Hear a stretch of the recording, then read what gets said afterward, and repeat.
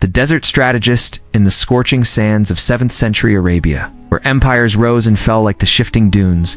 One man's mind burned brighter than the desert sun. Amr ibn Ziyad, born to a humble tribe, wielded not just a sword, but a vision that would reshape history. From the tents of Mecca to the towering walls of Alexandria, his journey was one of relentless ambition, cunning strategy, and unyielding resolve. In an age of chaos and conquest, Amr's brilliance carved a path through battlefields and courts, forging a legacy that would echo beyond the horizon. This is the tale of the desert strategist, a saga of war, wisdom, and the delicate dance of power. The sands of ambition in the heart of the Arabian desert, where the sun carved shadows into the dunes. A young man named Amr ibn Ziyad stood at the edge of his tribe's encampment. Born in Mecca around 590 CE, Amr was not of noble lineage, but his sharp mind and unyielding ambition set him apart. His father Ziyad was a modest trader, but Amr's eyes were fixed beyond the horizon, where empires clashed and history was forged. The year was 622 CE, and whispers of a new prophet, Muhammad, had reached Amr's ears. The Quraysh, Mecca's powerful tribe, opposed this man, but Amr sensed opportunity in the growing movement. He was 32, lean from years of desert travel, with a gaze that could pierce through deception. His peers mocked his curiosity about the prophet, but Amr cared little for their scorn. He sought power, not approval. One evening, under a sky ablaze with stars, Amr met a traveler from Medina, a follower of Muhammad. The man spoke of unity, purpose, and a divine mission to reshape the world. Amr listened, not swayed by faith alone, but by the potential of a unified Arabia. He saw a leader who could rally tribes, and in that vision, he glimpsed his own destiny. Amr's first test came soon after. His tribe, the Banu Hawazin, faced a raid from a rival clan over a disputed oasis. The elders debated surrender, fearing slaughter. Amr, though young, stepped forward. "We fight," he declared, "but not with swords alone." His plan was bold: lured the raiders into a narrow gorge where their numbers would mean nothing. He spent nights mapping the terrain, memorizing every dune and rock. The battle was swift. Amr's men, positioned on the cliffs, rained stones upon the enemy, scattering them before a single blade was drawn. The oasis was saved, and Amr's name echoed among the tents. Elders, once dismissive, now sought his counsel. Yet Amr's heart was restless. The desert was too small for his ambitions. In 629 CE, Amr made a choice that would alter his life. He rode to Medina, knelt before the prophet, and pledged his allegiance. His conversion was not born of sudden piety, but of calculated foresight. Muhammad's followers were growing, and Amr saw a tide. He could ride. The prophet, discerning Amr's cunning, welcomed him, saying, "A sharp mind serves God as well as a sharp sword." Amr's first mission under the prophet was to negotiate with the Christian tribes of Najran, who were wary, fearing Muslim conquest. Amr, unarmed, entered their stronghold, speaking of trade and protection under Islamic rule. His eloquence disarmed their hostility, and they agreed to a treaty. Returning to Medina, Amr earned the prophet's trust, but he knew trust was fleeting. He needed victories to secure his place. The death of Muhammad in 632 CE shook the fledgling Muslim community, but Amr saw opportunity in the chaos. Under Caliph Abu Bakr, he volunteered to quell rebellious tribes in the Rawah Wars. Leading a small force, he outmaneuvered larger armies, using feigned retreats and night raids. His victories were not just military, persuaded defeated tribes to rejoin the fold, offering mercy over vengeance. By 633 CE, Amr was no longer a desert upstart, but a commander of renown. Yet his greatest challenge loomed. The Byzantine Empire, vast and formidable, held the Levant and Egypt. Amr, now 43, proposed a daring plan to Caliph Umar: conquer Egypt, the breadbasket of Byzantium. Umar hesitated, wary of overreaching, but Amr's conviction swayed him. Egypt's wealth will fuel our cause, Amr argued, and its fall will weaken our enemies. With a modest army of 4,000, Amr set out in 639 CE, his mind already mapping the battles to come. The desert crossing was grueling. Water was scarce and men faltered. More tireless rode among them, sharing his rations and reciting verses of resilience. He led them to Pelusium, Egypt's eastern gate.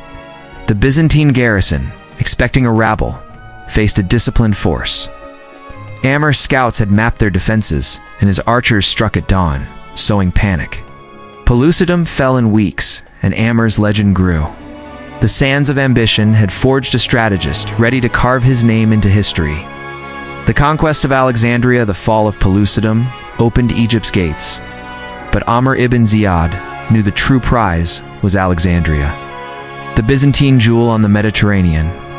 In 640 CE, he led his 4,000 men westward, their sandals worn thin, but their spirits steeled by his unyielding resolve.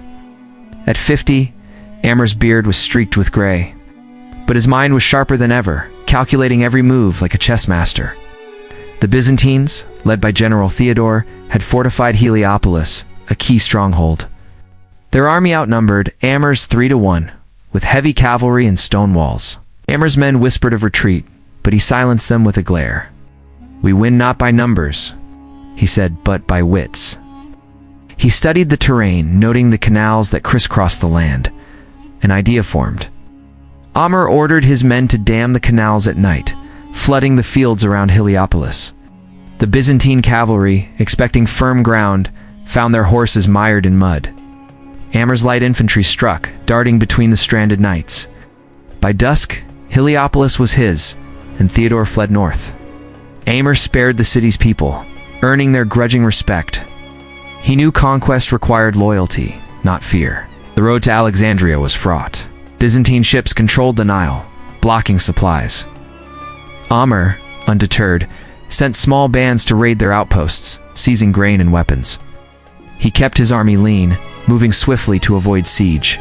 At Fustat near modern Cairo, he established a base, envisioning a new city to anchor Muslim rule. His men marveled at his foresight, but Amar's focus was on Alexandria's walls. In 641 CE, Amr reached Alexandria. Its fortifications were daunting, manned by 20,000 Byzantine troops. A direct assault would be suicide. Instead, Amr besieged the city, cutting its supply lines. He sent envoys to the Coptic Christians, Egypt's majority, promising religious freedom under Muslim rule. The Copts, oppressed by Byzantium, wavered. Amr's diplomacy tipped the scales. They withheld aid to the Byzantines, weakening the city from within. Ow. Months passed, and Alexandria's resolve crumbled.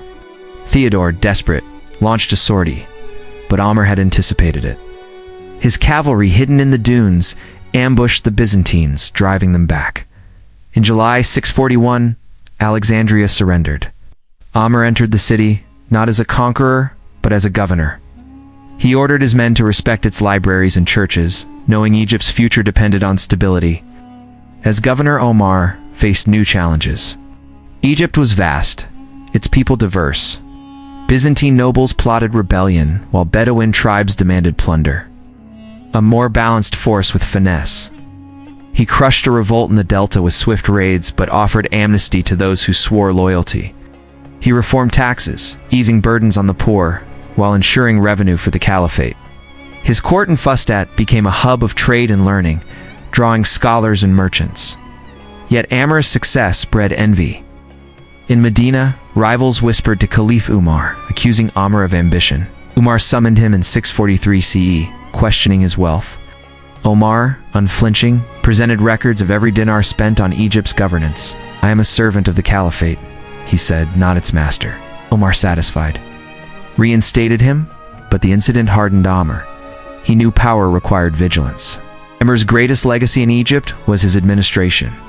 He built mosques, canals, and markets, laying the foundation for Fustat's growth. He trained local leaders, blending Arab and Egyptian elites. His rule was not without flaws. Some Copts resented Arab dominance, and tribal feuds persisted. But Amr's pragmatism held Egypt together, a feat few could match. By 645 CE, Amr's health began to wane, but his mind remained sharp. He dreamed of further conquests Libya, perhaps Carthage, but fate had other plans. Caliph Umar's death and the rise of Uthman brought new tensions. Amr, ever the strategist, prepared for the political storms ahead. knowing Egypt's stability was his shield. The game of empires in 645 CE, Amr ibn Ziyad, now 55, stood at the pinnacle of his career, governing Egypt with a blend of iron and intellect. Yet the Islamic world was fracturing. Caliph Uthman's rule sparked discontent, and Amr, ever astute, sensed a shifting tide. His final years would test not his sword, but his ability to navigate the treacherous waters of politics. Uthman's favoritism toward his Umayyad kin alienated many, including Amr's allies in Medina. Rebels demanded reform in Egypt. A wealthy province became a prize in their schemes. Amr, loyal to the caliphate but wary of Uthman, walked a tightrope. He strengthened Fustat's defenses, training a local militia to deter unrest. His spies roamed Alexandria, sniffing out dissent. In 654 CE, a rebellion erupted in Medina. Uthman summoned Amr, seeking his counsel. Amr rode to the capital, his mind racing. He advised Uthman to appease the rebels with concessions, but the caliph refused, trusting his kin. Amr returned to Egypt, knowing chaos loomed. When Uthman was assassinated in 656 CE, the caliphate plunged into civil war, the first fitna. Amr faced a choice: support Ali, the new caliph, or Muawiyah, the Umayyad governor of Syria. Ali's piety inspired loyalty, but Muawiyah's ambition mirrored Amr's own. Muawiyah sent envoys to Fustat, offering Amr governorship of Egypt for life if he joined him. Amr, pragmatic, weighed his options. Ali's forces were strong, but Muawiyah controlled the sea, threatening Egypt's trade. In 657 CE, Amr declared for Muawiyah, a decision born of strategy, not sentiment. He rallied Egypt's army, now 10,000 strong, and marched to Safin, where Ali and Muawiyah clashed. Amr's role was not to fight, but to outthink. During the battle, as Ali's forces gained ground, Amr proposed a ruse.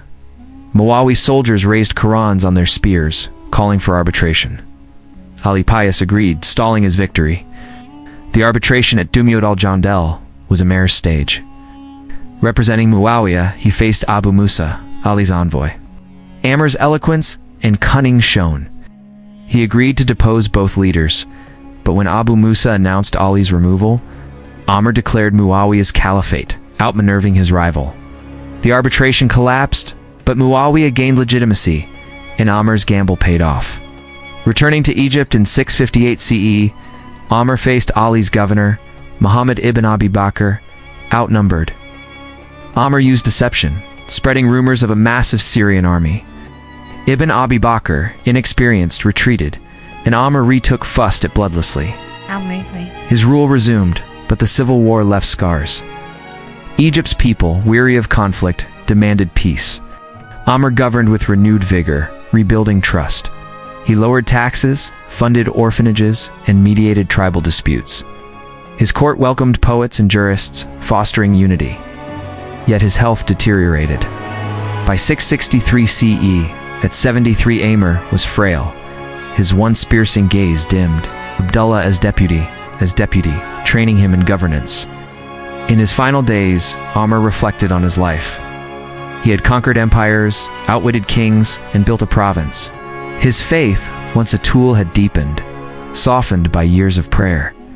He summoned his children, urging them to serve justly.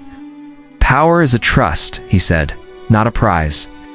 Amr died in 664 CE, buried in Fustat's mosque. His legacy endured in Egypt's prosperity and the caliphate's expansion. History would judge him a schemer, a warrior, a statesman. But to those who knew him, Amr ibn Ziyad was the desert strategist, a man who turned sand into empires. As the sun sets over the dunes of Fustat, Amr ibn Ziyad's story leaves us with a timeless truth. True greatness lies not just in conquest, but in the wisdom to build, unite, and endure.